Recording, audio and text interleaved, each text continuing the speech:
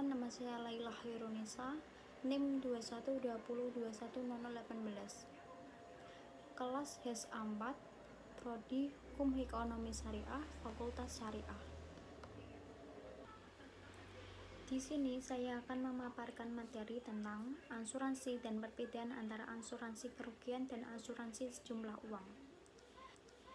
Pengertian asuransi. Asuransi dalam sudut pandang hukum dan ekonomi merupakan bentuk manajemen risiko utama yang digunakan untuk menghindari kemungkinan terjadinya kerugian yang tidak tertentu.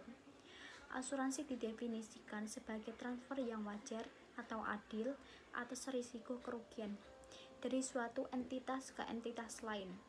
Asuransi adalah suatu sistem yang diciptakan untuk melindungi orang, kelompok, atau aktivitas usaha terhadap risiko kerugian finansial dengan cara membagi atau menyebarkan risiko melalui pembayaran premi. Selanjutnya, asuransi kerugian dan asuransi sejumlah uang. Dalam pasal 1, angka 1 Undang-Undang Nomor 40 Tahun 2014 tentang peransurasian menjelaskan bahwa perjanjian asuransi menjadi dasar bagi penerima premi oleh perusahaan asuransi atau dasar bagi tertanggung atau pemegang polis untuk berprestasi membayar premi sebagai kewajiban baginya, dan dengan premi yang dibayarkan tersebut kemudian akan mengikat perusahaan asuransi untuk melakukan kontrak prestasi sesuai dengan jenis asuransi yang diambilnya, yaitu ada pemberian pengganti atau ganti atas kerugian, kerusakan biaya yang timbul, kehilangan keuntungan atau tanggung jawab hukum kepada pihak ketiga.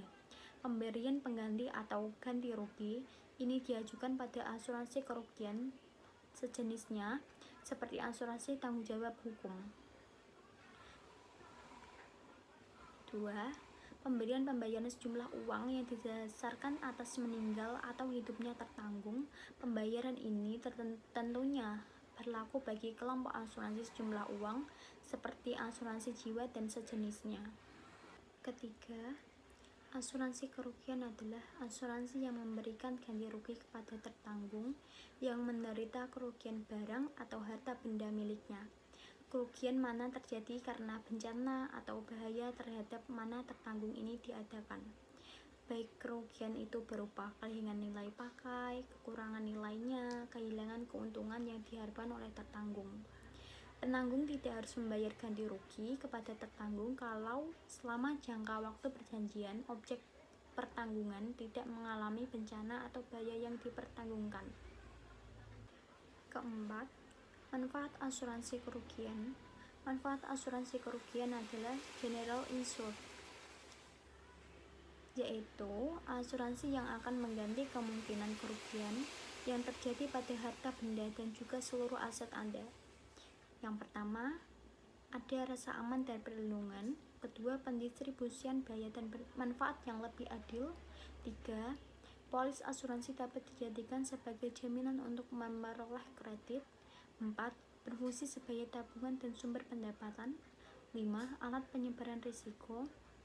6. Membantu meningkatkan kegiatan usaha. Kelima, macam-macam asuransi kerugian. Asuransi kerugian ini dapat dipilah sebagai berikut. 1. Asuransi kebakaran adalah asuransi yang menutup risiko kebakaran. 2.